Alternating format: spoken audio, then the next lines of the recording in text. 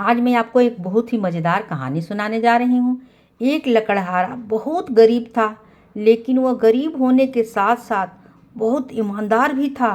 रोज़ाना सुबह जंगल जाता था और वहाँ से अपने जीवन यापन करने के लिए लकड़ी काट कर लाता था।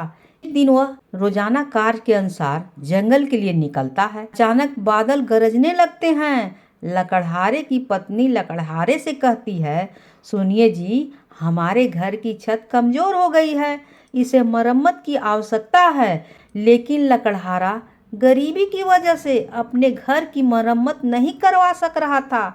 वह अपनी पत्नी से अपनी मजबूरी का दुख व्यक्त नहीं करना चाहता था, इसलिए वह बिना कुछ बोले घर से निकल जाता है।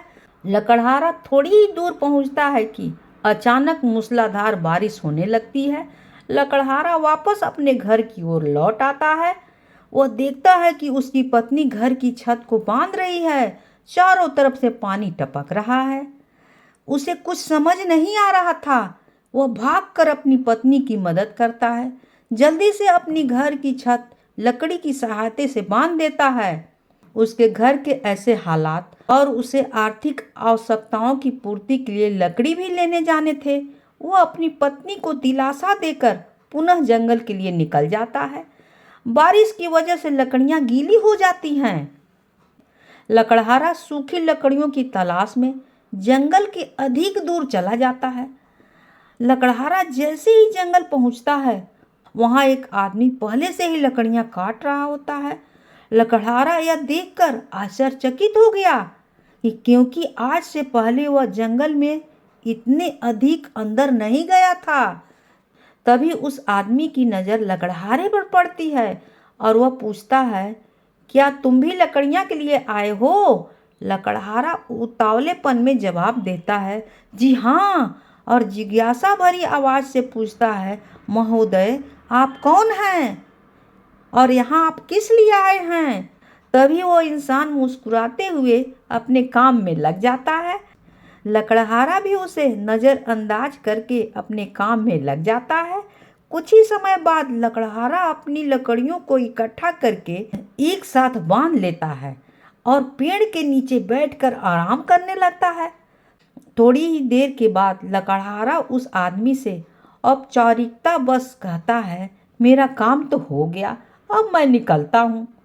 वह इंसान इस बार भी उसकी बात का कोई जवाब नहीं देता है। लकड़हारा उसके ऐसे व्यवहार से दुखी हो जाता है और अपने लकड़ियों के ढेर के पास पहुंचता है, लेकिन वह देखता है कि वहां दूसरी तरह की लकड़ियां दिख रही थी। वह चिंतित हो जाता है और भागते हुए उस आदमी के पास पहुंचता है और गुस्से में कहता है, क्या आपने यहाँ किसी और को देखा है क्या? क्योंकि मैंने जो लकड़ियाँ इकट्ठी की थी वो वहाँ नहीं है, बल्कि कोई और लकड़ियाँ हैं वहाँ। लगता है कोई मेरी लकड़ियाँ चुरा कर ले गया है। तभी वो इंसान लकड़हारे से कहता है, चलो मुझे दिखाओ, तुमने कहाँ लकड़ियाँ रखी थी? जैसे ही लकड़हारा उसे लकड़ियों के पास ले जाता है, वह एक लकड़ी उठा के लकड़हारे की तरफ उत्साहित होकर देखता है और कहता है, अरे तुम्हारी लकड़ियां तो सोने की बन चुकी हैं। और यह बात बताते हुए वह जोर जोर से हंसने लगता है। लेकिन लकड़हारे के चेहरे में चिंता की लकीरें साफ साफ नजर आ रही थी। लकड़हारा तो केवल अपनी लकड़ियां के लिए ही चिंतित था। लकड़हारा दुखित होकर जमीन पर बैठ गया। तभी वो आदमी लकड़हारे से पूछता है कि तुम्हें लकड़ियों से भी अमूल्य वस्तु मिल चुकी है, उस लकड़ियां का क्या वैल्यू? कुछ भी नहीं, फिर भी तुम दुखी दिख रहे हो। क्या तुम्हें ज्ञात नहीं है कि सोने की लकड़ियां क्या मोल की बिकती हैं और क्या इसकी महत्व है?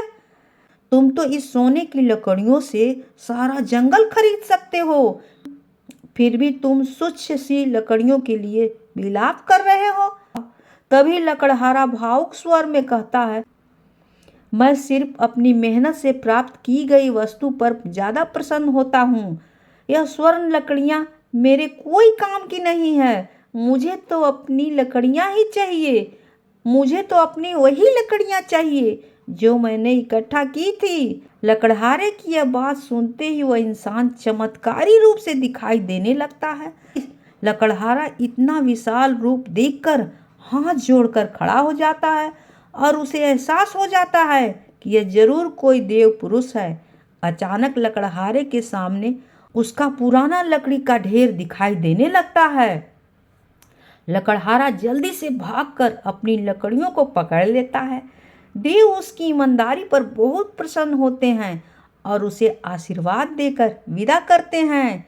लकड़हारा अपनी लकड़ियों को लेकर अपने घर आ जाता है, लेकिन थका हारा जैसे ही वो अपने घर पहुंचता है तो उसकी आंखें चकाचौंध हो जाती हैं। उसका घर, जिसकी हालात बहुत खराब थी, वो किसी महल से कम नहीं दिखाई दे रहा था। लकड़हारा यह सब देखते ही समझ गया कि यह जरूर उसी देव की है महिमा। लकड़हारे की पत्नी को जब सारी बात पता चली, वह खुशी से उत्साहित हो गई। लकड़हारा और उसकी पत्नी यह चमत्कार देखकर खुशी से रोने लगे। लकड़हारा की ईमानदारी ने उसे जीवन भर के लिए एक धनवान व्यक्ति बना दिया था और दोनों खुशी खुशी रहने लगे। कहानी होती है समाप्त।